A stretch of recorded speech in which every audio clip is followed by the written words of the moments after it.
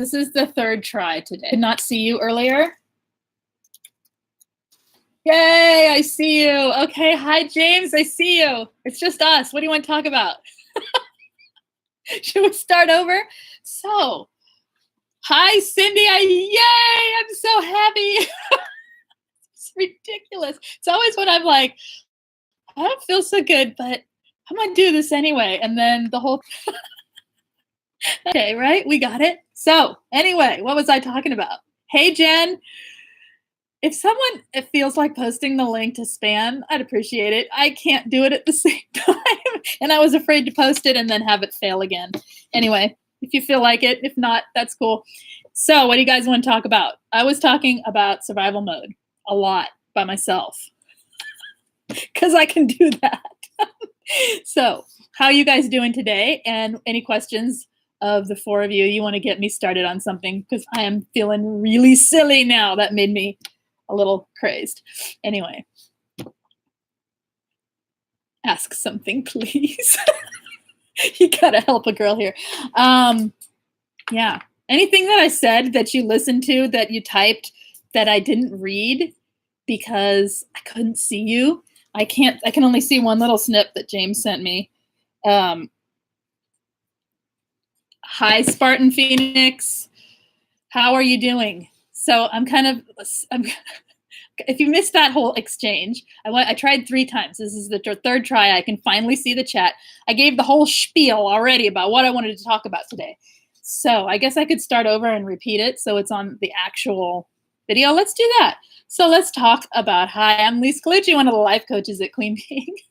And let's talk today about survival mode. What is it? What is survival mode? Hey, do you guys have an experience of what survival mode feels like for you, for those of you who are in here?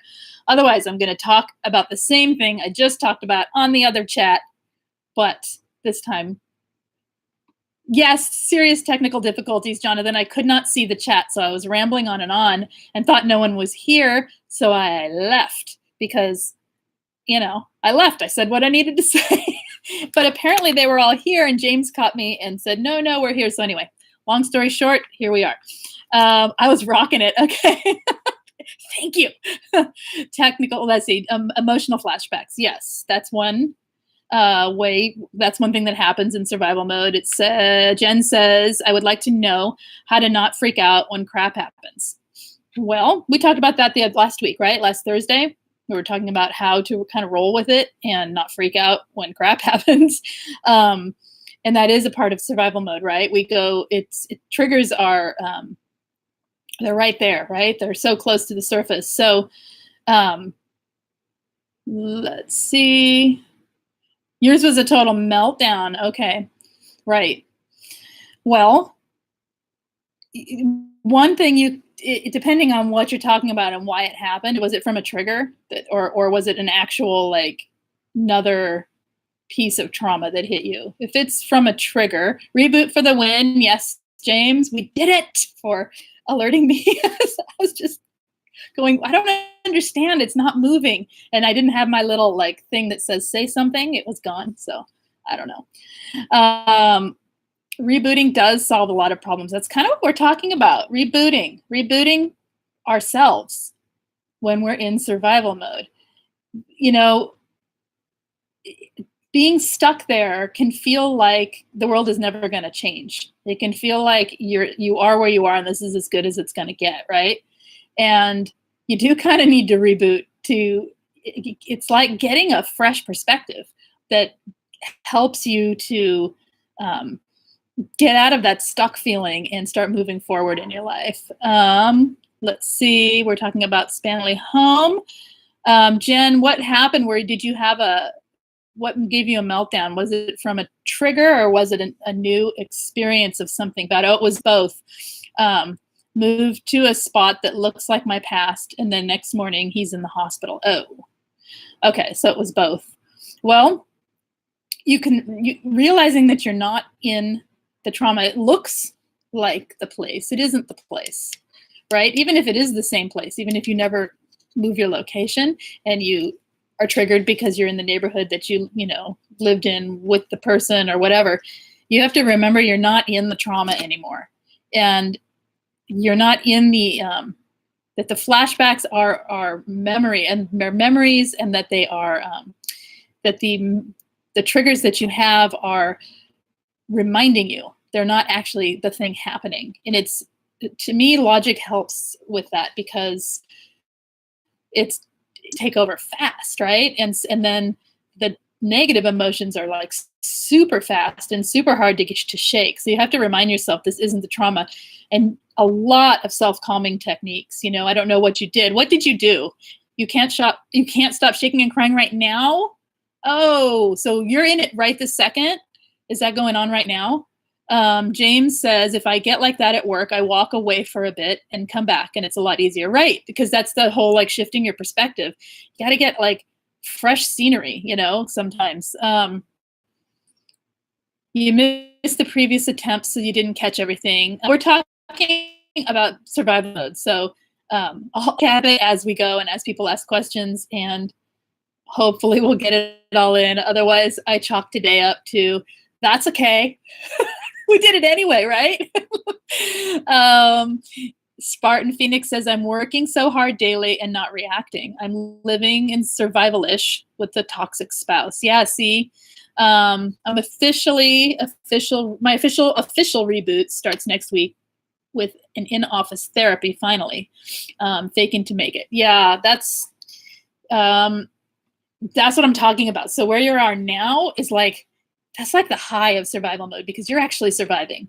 So you're not like, what I'm talking about earlier was, you know, say you're out for 6 months or a year and you're still feeling like you're just going through the motions and life is really hard and you're not doing a lot of self-care and like you're barely like, you're just throwing clothes on, you don't care what you look like, that whole thing, that whole just not even faking it, just going through the motions of life. That's what I was talking about earlier. What you're talking about is literal survival mode where you are surviving right now till you can get out. And that is where we see our strength. So really, really pay attention to how strong you are right now, because that, even when you don't feel strong, you are doing it. You're doing what you need to do for yourself. And that can help you with your self-worth later on. You know, start with the self-care now.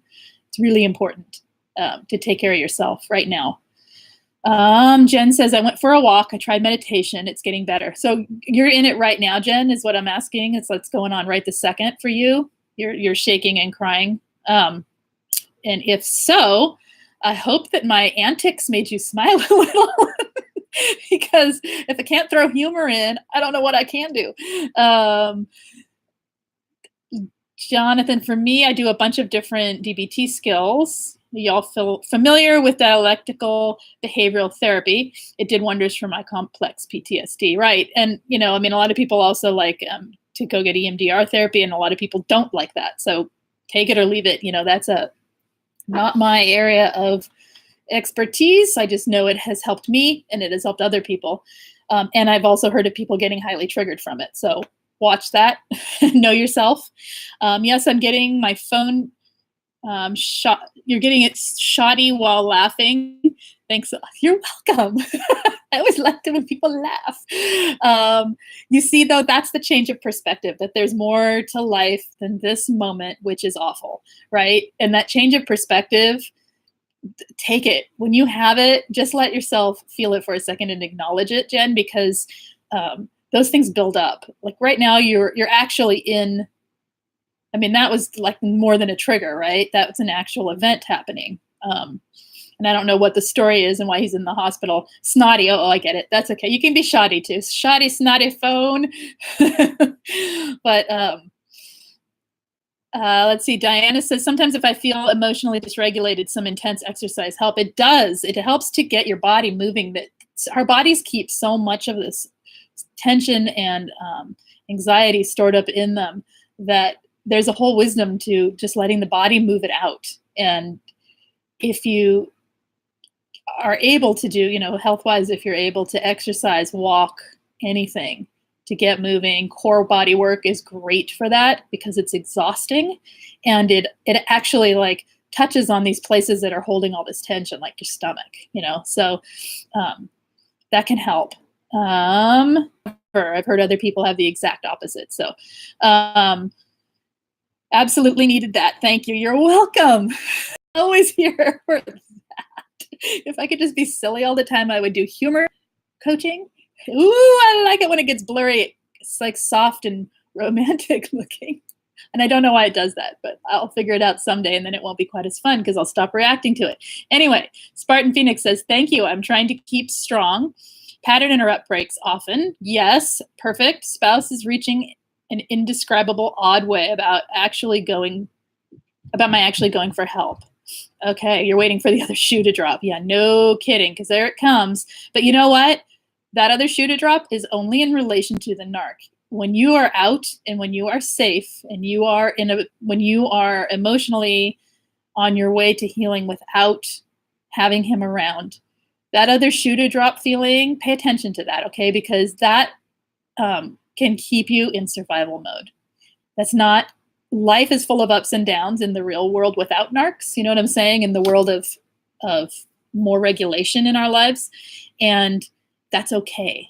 It's okay. So enjoy the good when you have the good. I'm not talking about in relation to the narc. I'm talking about later when you're out and you're okay. Pay attention that you are happy about the good. Does that make sense? A lot of people get afraid to feel the good afterwards. So Diana says, and restorative or yin yoga works wonders for me. Yeah, exactly. Because if I can't do intense exercise, because again, it's core work and it's stretching, and it's moving and pushing oxygen through the muscles that are holding so much of the tension that keeps us. When our bodies are tense like that, our minds hold the tension, and it's like we work as one unit, right? And the whole thing just keeps going. So if you can take one piece, your body, mind, or your emotions, and calm it down, the other pieces start to calm down too. So I don't know, Jen, maybe try something. Let's see, he's probably coming out. I think that was why. He was probably not coming out. Oh, he's not coming out of the hospital. Oh, it's a whole different experience, isn't it? Grief, fear, and abuse all at once. Talk about that as much as you need, because if you need support, we're here. Okay. That's a whole nother topic, and I'm happy to talk about it because obviously I'm not sticking to a topic, but you love the idea of humor coaching. I know, right? I think I kind of do it anyway. I have this weird thing of going like from really serious to really dorky and goofy, like all within seconds of it. So it works for some. It won't work for others. That's okay. Spartan Phoenix, if I can't walk, I'll do jumping jacks, alternating with deep breaths. That's a good idea too. Maybe, Jen, can you do anything right now that is that like gets your muscles working? I mean, even if it's like isometric, sitting in, I don't know if it sounds like you're sitting in a car maybe or something, wherever you're sitting, wherever you are, can you do something to get your body moving a little bit and get some oxygen flowing through your limbs, and into the core muscles of your body. Let's see. I haven't heard of yin yoga either, but I will look it up. Jen says, usually me too. Laughter is the only medicine. And all you amazing people, thank you. Y'all rock. And so do you. And I'm always happy when you're here. Let's see. Cindy, I've been tense in my whole body for years, 10 or more. Seems like my body never relaxes. Oh, I know. It's so hard. Honestly, Pilates is all that's helped me with that. And it's helped tremendously with that. And that and meditation. So it's a combination for me, but yoga can do the same thing. Honestly, any kind of core work. So if you can safely do, core exercises at a gym, anything, any kind of core work really, really, really helps. Plus you get really strong. So it helps it's like not targeting the area where you're tense. It's targeting areas where you hold the tension. Does that make sense? Like if you're doing abdominal core exercises, you're like going to that place where all of the yuck sits, right? All of the anxiety is. And then all these guys get a break because you work in the other area and you get the oxygen flowing. So it helps. Yin yoga is holding poses for longer periods of time, 3 to 5 minutes. Oh my goodness, I could not do that. That would kill me. But that's impressive that you can. And you can really sink into the pose and give yourself time to ease into the relaxation. That's great if you can do that. I can't personally, but I am impressed when people can. Jonathan says, I'd rather laugh than cry, but my father and I tend to overdo joking. Yeah, no surprise. My narc mom is not a fan of it. She has a rather wry sense of humor. Of course she does, right? And he says, Diana, that's interesting. It seems like it takes some tips from Tai Chi. Yes. Okay. Where are we going here? Yeah, the studio can really make it or break it. Where are we going? Oh, yes, I'm passing a hole in the floor. I don't understand that, Jen. What do you mean? It's so hard to follow chat and like piece it back to what you said before. Anyway, Diana, there are lots of yoga videos on YouTube. Yep, you sure can do those at home. There's yoga, there's Pilates, there's all kinds of core work you can do. And I mean, I just like the core work because I feel like it, aerobic work is good too, but it's more energizing and fatiguing, if that makes sense. Whereas the core work is getting the oxygen and the energy to the places of your body where all this abuse tension sits. And it also, improving your posture changes your outlook. If you can improve your posture, seriously, it changes your outlook on life, changes your outlook on your problems. It's amazing. So that is helpful for there too. Jen says, Diana, I'm just starting to learn about yoga. Yes, that's good. Superstar, hello. A rebounder is great, takes up little space, easy on joints, and works no matter what the weather. Go dopamine, right? It's amazing. I've not seen those either. I will have to look. Let's see. Diana says, I love goofy and silly. I have the hardest time getting my mom to laugh. I know. What is it with them? No humor.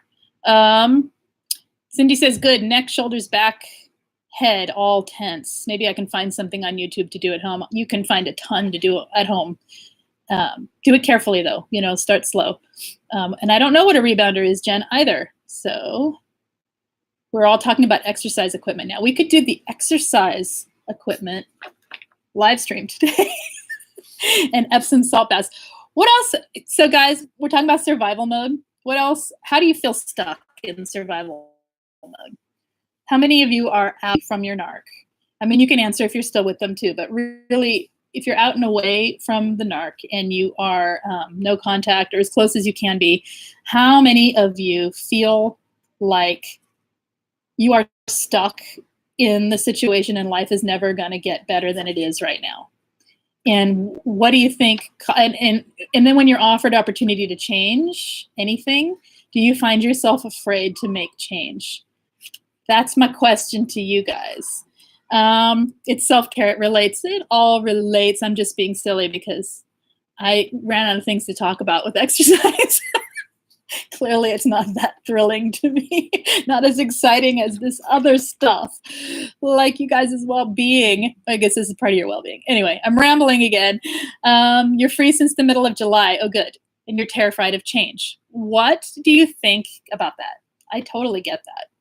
And it's hard to let go of that fear of change. What do you think about it? What do you think? What are you afraid of? Let's see. It's like a mini trampoline. Okay. That's a rebounder. All right. Diana says, I feel like I just went through a second narc cycle and I'm healing. I'm just coming out of that. I was terrified for the past couple of years. And you're coming out of that, so you're away now and you're free. Is that correct?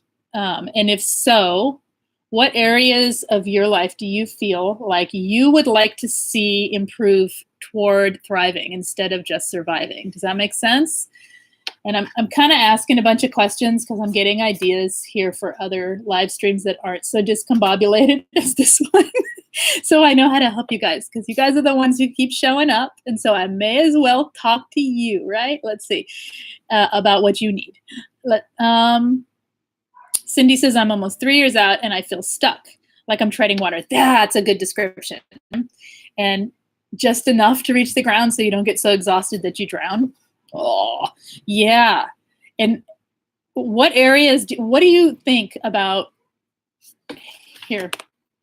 Let me read what I said here earlier. So I'm curious what you tell yourself, what you guys tell yourselves. Oh, there's that blur again. What do you guys tell yourselves with when you notice that you're treading water, when you have that feeling?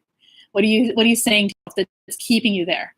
Because so much of our lives are wrapped up in or are created by what we tell ourselves. You know, there's a lot to that. Not all of it, but there's a lot to it. And the point I was saying earlier is if you can change the internal space, your internal life, then if your external life isn't so great, it feels better. It really does. And then as you make changes, you don't disbelieve them and wait for that other shoe to drop. Okay? Because the other shoe is going to drop once in a while. It just does. It's life. But we don't need to be just sitting there anticipating it. Facebook in a while, and Diana's saying, somewhat free, I want to get back into the art and healing arts. Stopping you, because you could do that tomorrow. Get back, do it. We all encourage it, and we'd like to see the art. And what kind of healing arts? Being able to help other people is an amazing way to help yourself too. As long as you have the self-care, because you have times the amount of self-care that you do when you're not helping other people. Let me tell you, it's not a joke, right? So maybe, Diana, I don't know how your self-care is, but maybe start working on that. And what do you think of that? How is your self-care? And oh wait, you guys, you're still talking. Let's see. Jonathan's asking, pardon me for asking, but you said fear of change and meltdown. Is there any history of autism in your family? Okay. Spartan Phoenix, I have almost zero support and children. Yep. No personal income and a few other large hurdles to lead. Okay, so here's the thing. This is what I'm talking about. The external world is not going to change overnight, right? But what you feel on the inside and your belief about yourself can help spark your interest, can help spur, can help move your life forward. When we're feeling like I have no help, I know what that feels like, right? I totally know. I totally get you. I'm not going to cry right now. I'm not going to do it. But I feel you. And that isn't really, what does that feel like to you? I know what it feels like to me. I'd say defeated. That's how I feel when I read that and I relate it to my own experience. I feel defeated. I'm not going to get anywhere feeling defeated. Nowhere, my friend. I'm going to sit here and just feel it all the time, right? So if you can work on your mindset to allowing change, that working on your self-worth and your self-care and your intern. Am I making any sense here? Because, and the how, it's really individual. I would have to talk to you to help you there. And Cindy says, I'm scared to death. I can totally relate. What are you scared of, Cindy? Talk to me. You're scared you can't totally take care of myself financially. Okay. Well, again, are you telling yourself something that's talking yourself into something, right? And I know this sounds like it's not a really good practical advice, but really I'm telling you, it changes your world when you change your beliefs about yourself, but about your ability to take care of yourself, about the world around you. It changes your life. And the thing is, if you've been around toxic people or you've been around people who reinforced that belief that you can't take care of yourself, well, it basically creates a world where you can't take care of yourself. So you have to work really hard to change that belief. And if you're afraid of change, then that's where you start, in my opinion, because growth is change. Life is change. You're going to change every minute of your life. You're changing, right? We're getting older. We're changing. So it makes no sense to be afraid of change, but I totally get that. Are, and especially as survivors, because we cling to a known. This is what I think. We create a known pattern of survival for ourselves, and whatever that pattern is, we cling to it, because if we don't cling to it, then what? We won't survive. We won't make it to the next day, right? We won't make it to the next minute. So to let go of that mindset, that way of thinking, can be challenging, but it really is what can free you and move you on to the next level of healing, right? Am I missing something here? Jen says, yeah, I think I got that one licked. It's the fear that once I get there, he's just going to take it away. And can he? Does he have any power to do that? Or is this an irrational fear? or not a rational, more a programmed fear from your past. But does he actually have any power or any means of being able to do that? Because then, two different answers depending on what you say. The cleaning is iffy, so I've got to change at 54. You know what? You can change at any age. You can go back to school. You can change at any age. You really can. You can redefine yourself. It takes effort and it takes time. It's scary, and it's a lot of things, but it's also exciting and encouraging. And you can do it. It's finding. So what would you do if you could do it? What would you do if in a perfect world? That's what I'm curious. Thinking that way will help you much more than. It's not going to serve you to think the life is always going to be like this. It's never going to serve you, because all it's going to do is reinforce what you already have going on. Does that make sense, Cindy? Jonathan says, I'm not on Facebook myself, and it's hard for me to get out resources to all the family when requested, but Natasha has offered to put up a recipe for an Epsom salt bath, right? Okay. Spartan Phoenix, I'm turning the corner on that. I get what you're saying, Lisa. I think I'm working on validating my experiences. Good. That's good. It's deep, heavy, and I fear the release in therapy office, but I'm ready. You know what?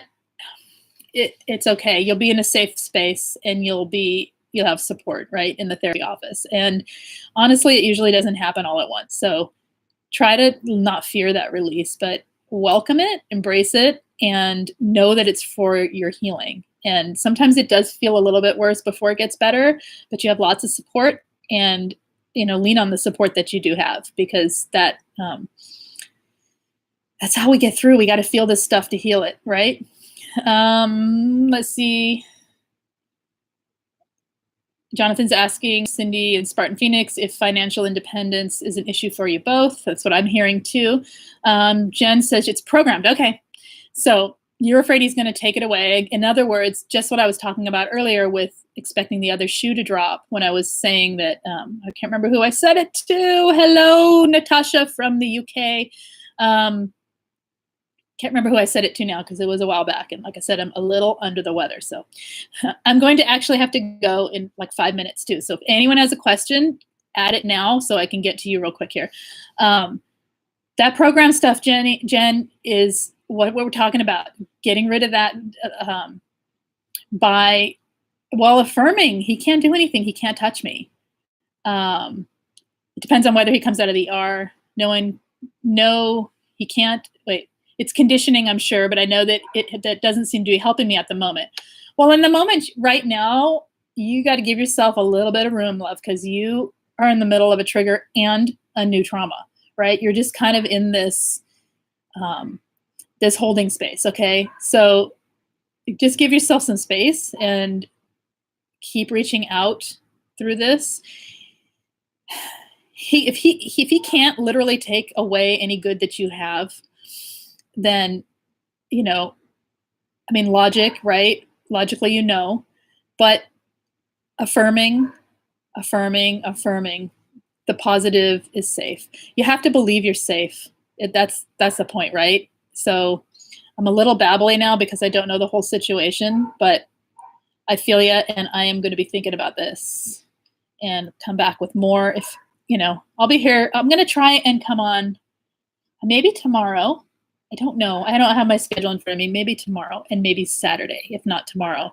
So come back in and talk more, Jen, okay? And keep us posted on how you are doing, because you're right in the middle of it, and I don't want to leave you here feeling so bad. Let's see here. I'm going to skim down.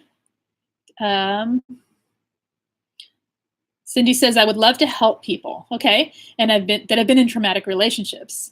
I was with an alcoholic for 17 years before the narcissistic ex. Well, there's a lot of ways to help people who have been in traumatic relationships. Okay. There's a lot of ways. So, brainstorming on what those ways, find not only your passion, but what you're good at. Like, what do people come to you? In what ways do people reach out to you for help? Right. And then seeing what is around there can be some ways to look for what to do next. That's just a few things. And we'll talk. You're we'll talk later too, Cindy, okay? Because I think, you're getting onto something here. When you say that, that feels good to me anyway. It sounds like it does to you too. And that's the point, right? It's what feels good for your life. You're being said hello to, Natasha. Let's see, Diana. Whoops. It just blurred. Okay. I think it's common for people to be in financial difficulty after these treacherous relationships. It sure is. I'm in that place too, trying to get beyond my poverty consciousness right now. Right. And that's what I'm talking about, is if you stay in the mindset of this is how it will always be, that life is hard, that I can't. Yes, those things are true, not to invalidate any of the difficulty that you're going through at all. But there's a mindset that comes with that, right? That you're talking about, the poverty consciousness. And that, changing that, by allowing change, you can move through that. And moving through that, it shows you opportunity. And the opportunity is what leads you to the next thing, right? Into growth and to freeing yourself from all of the stuff you're talking about. And it's not easy. I'm not trying to make it sound easy. I am kind of, but I know it's not. Jonathan says he thinks Angie has a video recently about safely putting away money, and so leaving's a little more possible. I haven't watched it though. I'm sure she does. I'm sure she has several of those, and I can't remember her recent ones about that, but I'm sure it's there. And if anyone wants to post it in the comments, if you can find it, that'd be great. James says, give yourself love. Hello, Misty. Whoops, it keeps jumping while I'm trying to, okay, got it. At least it's working, right? Let's see. Jen, I'll let you know I'm going to get through this, and I refuse to let all the and want to be lost. Yes, it's not lost, and it's not lost. It's in you. Okay, all that. There's the blur again, the romantic blur.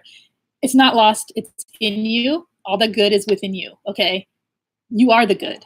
It's in you. Okay, just hold on to that, and hold on to that part of yourself. Okay, and give yourself lots of care right now. Diana says, I watched a Peter Levine video where they talked about self-soothing. He shows putting his right arm and cradling around his shoulder and an armpit, and wrapping the left arm. So yeah, yes. And then there's like a hug, and then there's a whole thing with that. I watched that too recently, like about a year ago maybe, but it works. It feels good. So self-soothing, self-nurturing, anything you can do to add self-care in, anyone who's going through it right now. Okay, I'm going to have to end here because I have to make dinner. Spartan Phoenix, to complicate matters, I homeschool. I haven't worked in nearly 10 years, trying to go back to school. I've attempted part-time jobs that all failed due to lack of support by my spouse. Okay, well, again, getting away is going to help you. And right now, since you aren't doing anything presently, since you might have time because the things are not working out, what would you do if you could do?